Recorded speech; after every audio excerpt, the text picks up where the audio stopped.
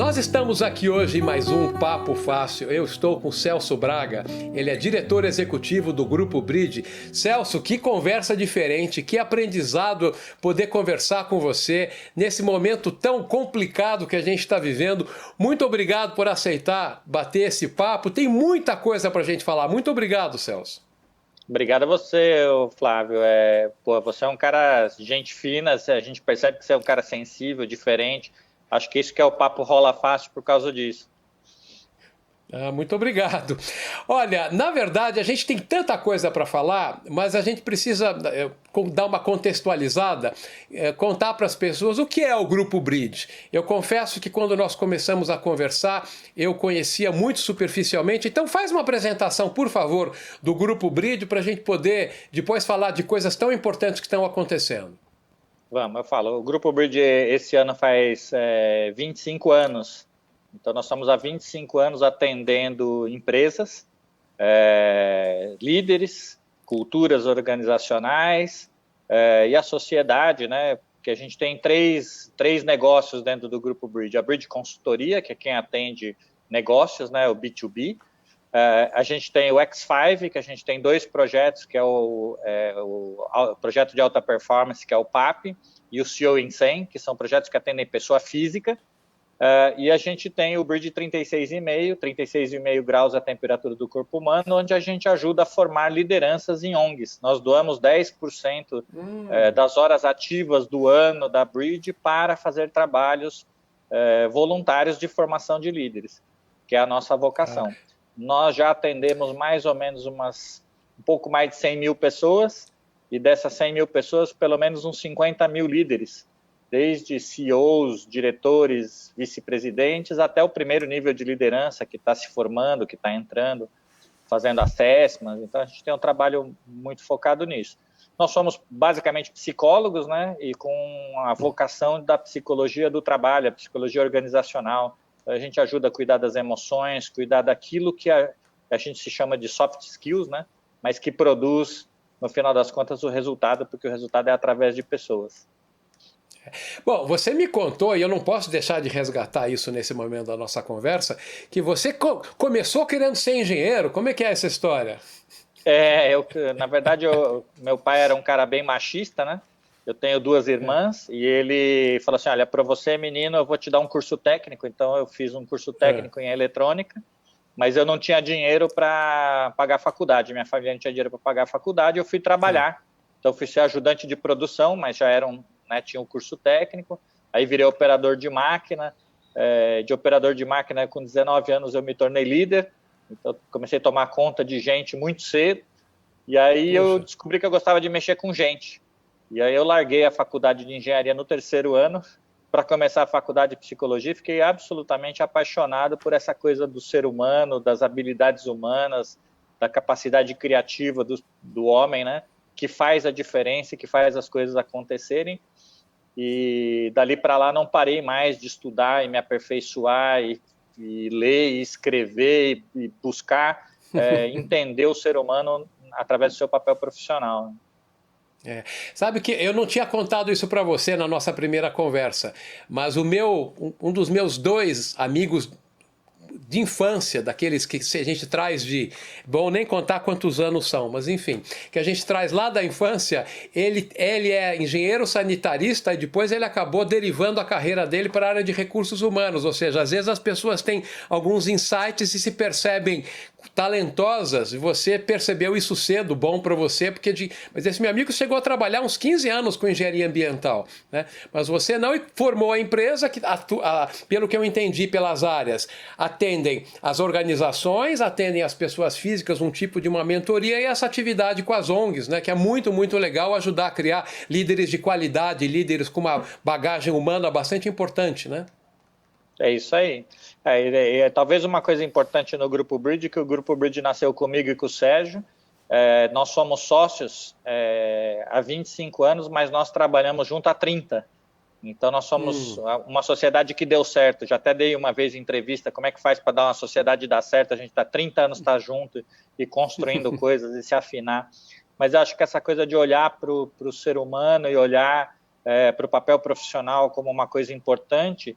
e que, no final das contas, o papel profissional é parte da saúde mental do indivíduo, né, da saúde do ser humano, está em você ser um profissional e você se reconhecer bem naquilo que você faz, né?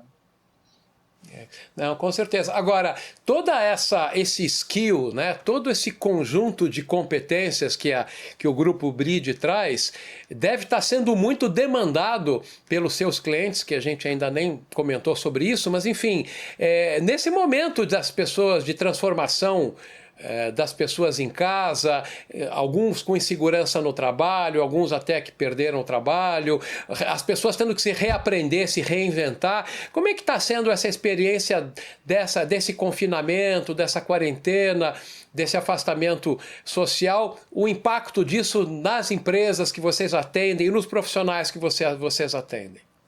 Eu acho que é um primeiro movimento de todas as empresas, né? É um movimento de, primeiro, você se desorganizar, porque você tinha os seus papéis muito definidos, você tinha suas atividades definidas, você tinha os seus planejamentos estratégicos já montados e você em curso, apostando num ano positivo. Todo mundo apostava em 2020 como um ano de saída de 6 anos de crise que a gente vinha no Brasil.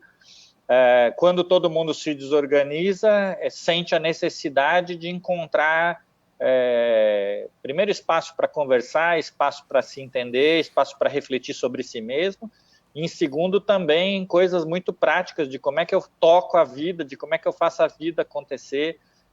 Então, o primeiro movimento, nós mesmos oferecemos, a gente fala assim, um bate-papo com a BRID. Se você está perdido, está precisando de ajuda, vem conversar com a gente, nós vamos primeiro ajudar você a pensar, você se organizar, você entender. E agora a gente já começa a ter uma demanda de pedidos, por exemplo, de fazer coisas realmente online, de se organizar, de fazer os trabalhos que a gente fazia presenciais, para a gente não parar da pessoa repensar as suas atitudes, repensar o seu papel, para poder continuar trazendo resultado ou se reinventar, seja lá como for. Mas tem uma demanda grande porque as pessoas ficam em evidência, né? O impacto não é só no processo, mas o impacto é muito no indivíduo, no ser humano. Não, o aspecto humano é fundamental nesse momento, porque as pessoas, nos seus diferentes papéis, começaram a se misturar. Você comentou alguma coisa comigo sobre isso, esse ponto é bastante importante. Quando você, por exemplo, tem o seu papel organizado, o papel é o que organiza o indivíduo, né? A gente estuda a teoria de papéis segundo Jacob Levy-Moreno, né? Você só é você porque você tem papéis.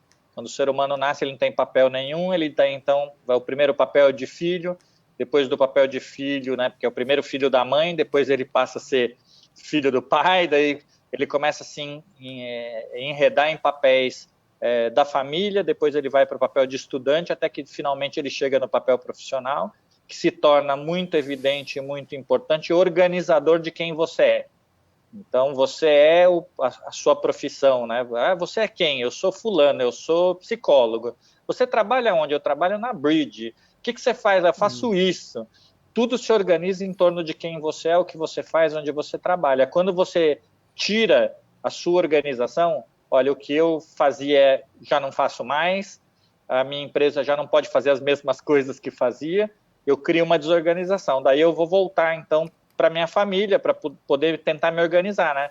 Eu era o pai, né, marido, e aí, de repente, agora eu sou o pai, o marido, o profissional, misturado tudo dentro de casa, e essa mistura, todo mundo se reorganizando, entra num esquema de que todo mundo fica um pouco perdido, porque não tem a sua rotina, que é uma coisa que faz você gastar menos energia, né? A rotina serve, né? Ou a tua atividade, ou aquilo que você faz constantemente, deixa você confortável, você usa energia simplesmente para fazer pequenas inovações e pequenas modificações, e agora você inverteu, você tem que usar a maior parte da sua energia para fazer o novo, para inventar uma coisa nova, sendo que a sua rotina desapareceu. Então, essa desorganização foi bastante importante nesse sentido.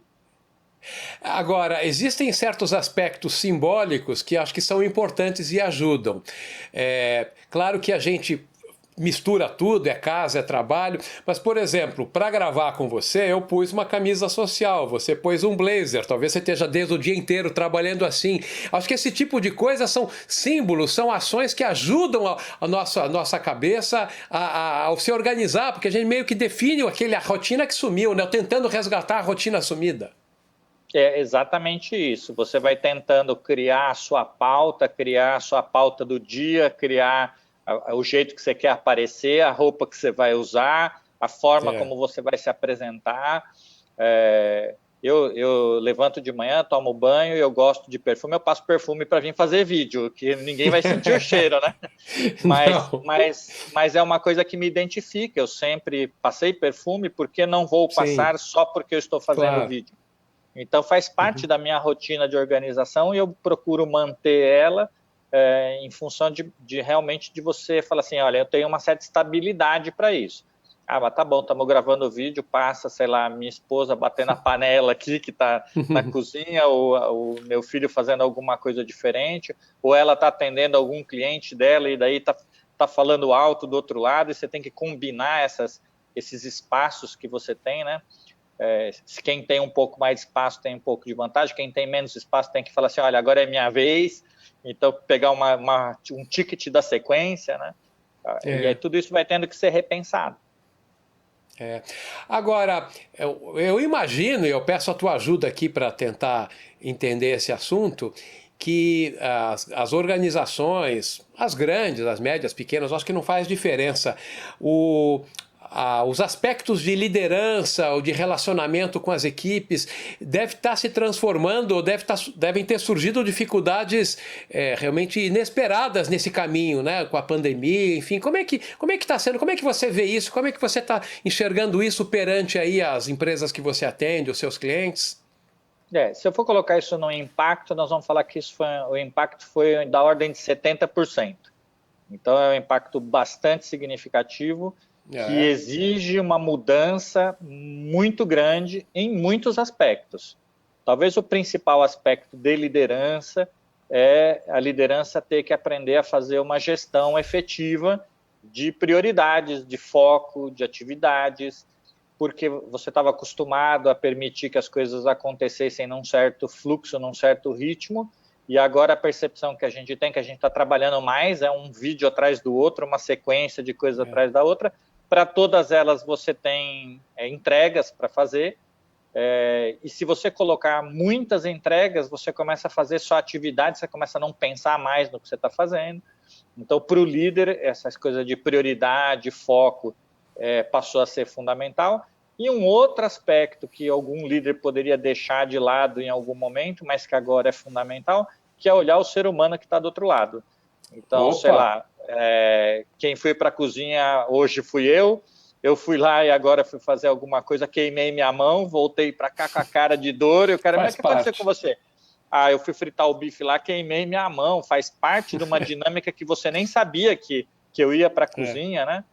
E aí você vai ter que entender isso, você fala assim, não, hoje foi difícil, meu filho estava chorando o dia inteiro, aconteceu tal coisa. Essa coisa humana que precisa ser considerada, que o líder às vezes não considerava por estar no papel profissional, no ambiente de trabalho, ele meio que esquecia que isso existia. E agora não tem jeito, eu abro a câmera de vídeo e está tudo acontecendo do meu lado, né? Não, imagina, se já no trabalho presencial nos escritórios, aquela frase de, não, eu fecho a porta da minha casa, deixo meus problemas do trabalho para trás, ou fecho a porta de casa e vou para o trabalho, deixo os outros trabalhos, problema para trás. Isso já não acontecia, agora então menos ainda, né? Exato, ficou muito mais evidente que nós somos seres mais integrados, né? Que nós temos todos esses aspectos e que eles fazem parte da dinâmica de todo mundo. Então, à medida que, sei lá, os primeiros recados que foram dados de home office, era assim, separe o seu canto, separe, avise sua mulher, seu filho, avise seu marido, para não interferir, para não sei o quê. Tudo bem, você pode dar essa recomendação, mas não vai acontecer. A realidade vai se impor sobre o cotidiano. Então, é mais fácil você falar assim, olha, se você tiver isso, tome como uma coisa natural. Outro dia eu estava fazendo uma reunião, a filhinha da minha funcionária veio, quis falar oi no vídeo. Oi, tudo bem? Gastamos 3 minutos falando oi, ela ficou feliz, não mudou nada a reunião. Eu acho que Não.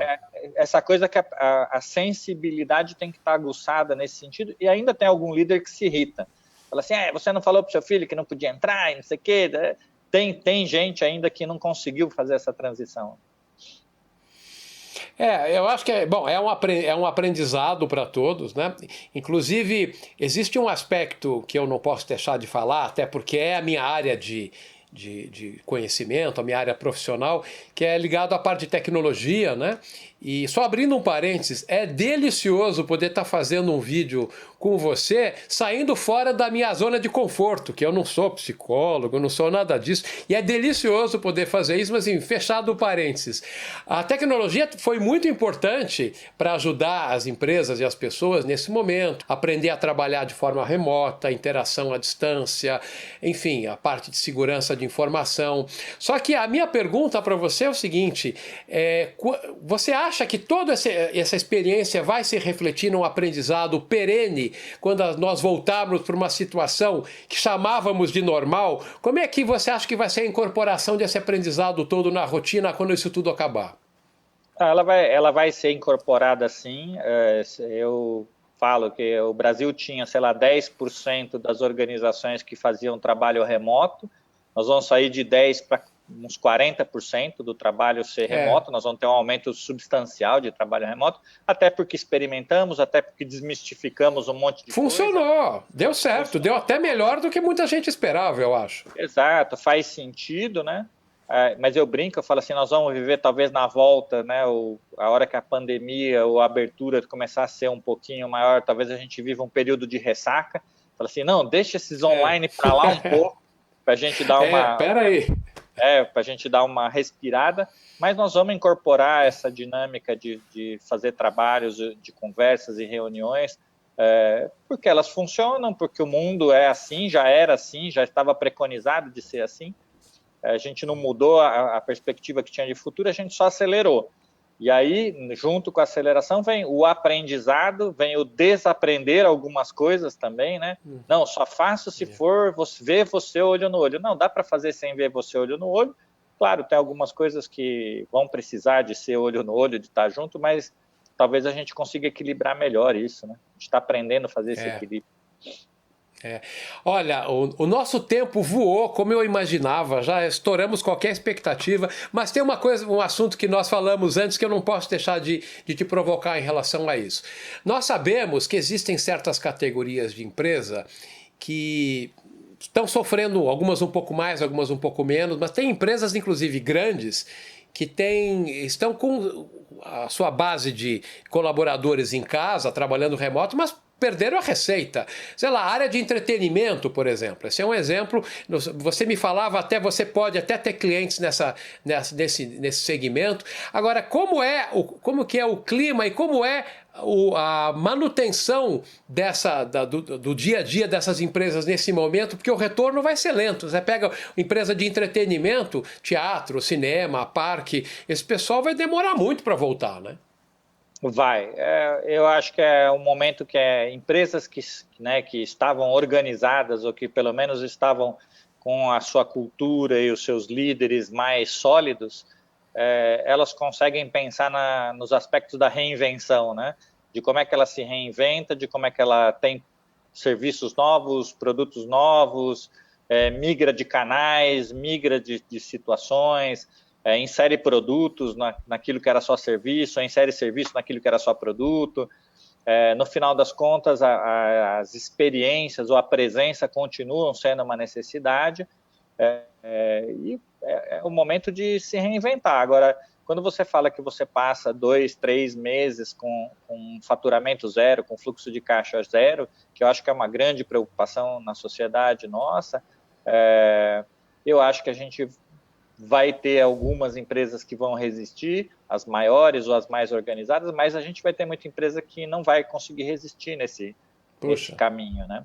E outras que podem estar com faturamento bom também, e a coisa pode estar acontecendo até aceleradamente dos seus negócios, porque está num ramo de atividade que não parou, até cresceu, enfim, mas que também, pelo fato de ter se tornado sei lá, praticamente 100% remota, pode identificar pessoas que não estavam indo tão bem, elas podem aparecer também, você vê processos que não funcionavam também, que aparecem também, que também precisam de reinvenção, que também precisam de aumento de repertório para dar respostas novas para os problemas que são novos, né? A gente brinca, fala que é o aumento da espontaneidade, respostas novas para problemas novos e respostas novas para problemas antigos, né?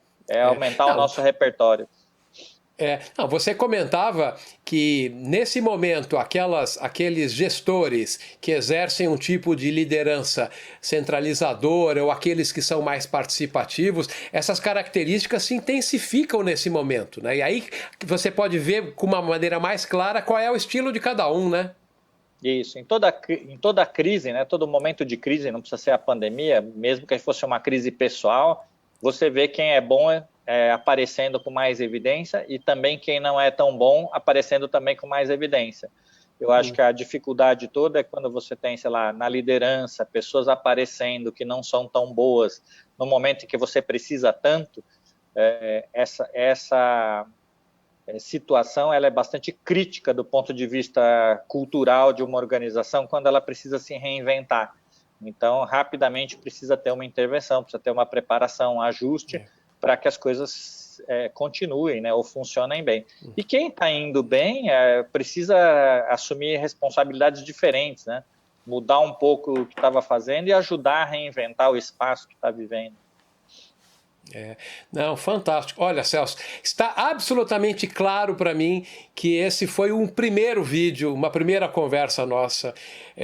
Como eu falei, o tempo estourou completamente, mas tudo bem, eu estou bem mais permissivo. Eu estou fazendo todos os vídeos muito maiores na época da pandemia, acho que é essa carência de interagir com as pessoas, mas eu quero já me convidar para poder conversar outras vezes com você, sair, como eu falei, da minha zona de conforto da tecnologia, é muito bom e você é uma pessoa que agrega muito. Obrigado mesmo e vamos combinar de falar de novo, pode ser? Pode ser, perfeito.